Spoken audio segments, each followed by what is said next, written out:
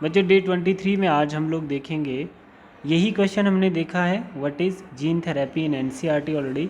और यहाँ पर अब हम लोग थोड़ा सा इसका एप्रोप्रिएट राइटिंग देखेंगे कि कैसे इसका एग्जैक्ट आंसर हमने नोटबुक पे पेस्ट करना है। देखो जैसे हमारे पास आता है what is gene therapy, illustrate using the example of adenosine deaminase ADA deficiency.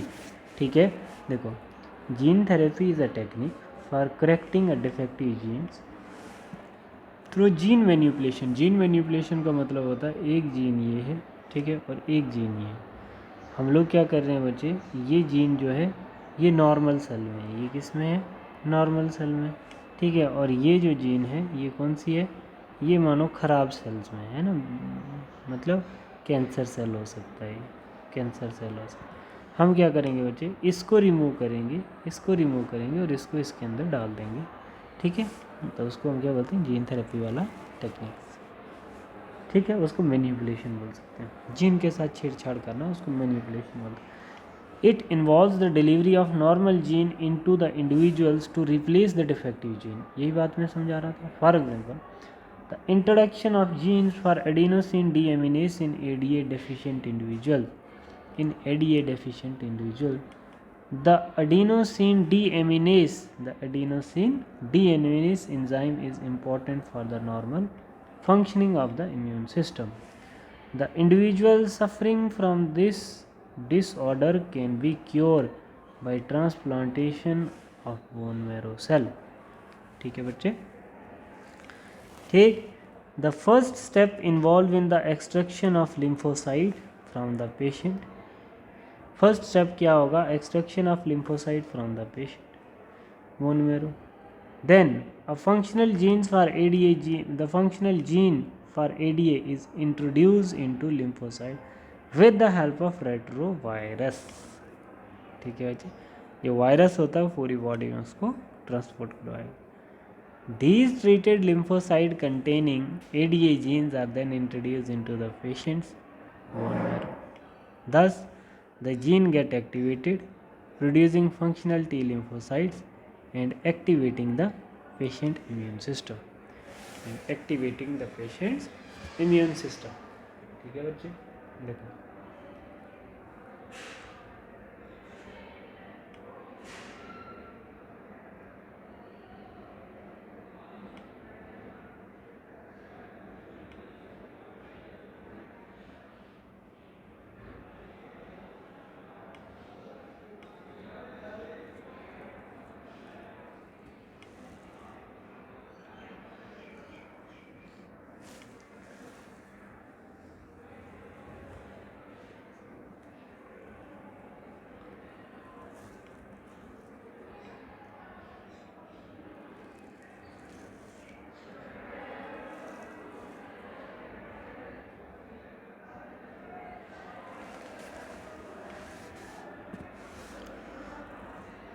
एक और क्वेश्चन था बच्चे यहाँ पे आपके पास, इस मैकेनिज़्म को आप लोग अच्छे से समझ लो।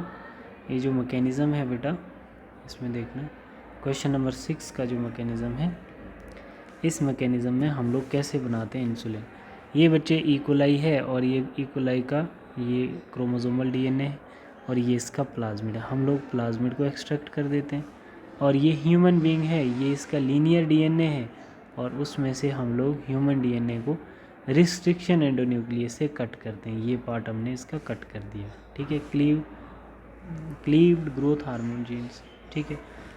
अब रिस्ट्रिक्शन एंजाइम दोनों पे काम करता है, इसको भी कट करने के लिए रिस्ट्रिक्शन और इसको भी कट करने के लिए, इसको भी कट करने के लिए रिस्ट्रिक्शन एंजाइम। तो यहाँ ऐसे काटा इसको और यहाँ से इसको काटा, क्लीव्ड प्लाज्मिड डीएनए और क्लीव्ड ग्रोथ हार्मोन जीन्स, ठीक।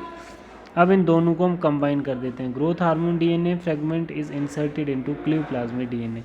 इस डीएनए के ऊपर इसको हमने पार्ट को ऐड कर दिया, वो बन गया recombinant DNA containing human growth hormone gene, ठीक है बच्चे। जब इतना हमारे पास बन गया तो अब हमारे पास क्या, इसको डीएनए लाइगेज के साथ हम जुड़ा देंगे, दोनों फ्रेगमेंट को जुड़ा, एक मानो ये प्लाज्मिड का था, ये था ह्यूमन का, तो उनको दोनों को जुड़ा दिया रिकॉम्बिनेंट प्लाज्मिड डीएनए। अब ट्रांसफॉर्मेशन आएगी, ये पहले की तरह नहीं रहेगा क्योंकि इसके अंदर फॉरेन डीएनए आ चुका है, ठीक है बेटा। फिर उसके बाद E coli with recombinant plasmid containing human growth hormone gene, ठीक है, वो आस्ता आस्ता ग्रो करना शुरू कर देंगे। ठीक है, तो जैसे जैसे ग्रो करेगा बच्चे तो क्लोन ऑफ इंजीनियर्ड इक्वलाई, तो उसके लार्ज नंबर ऑफ क्लोन्स बन जाएंगे और उनके अंदर हमारा डिजाइड जीन भी बन जाएगा। डिजाइड जीन मतलब इंसुलिन प्रोड्यूसिंग जीन। ठीक है, इंसुलिन भी हमारा बन जाएगा इसके साथ साथ। ठीक है, तो इस क्वेश्चन को हम लोग यहीं तक रखते हैं। ठीक है, तो नेक्स्ट क्वेश्चन हम लोग यहाँ से डिस्कस करेंगे नेक्स्ट वीडियो में। थैंक यू बेटा।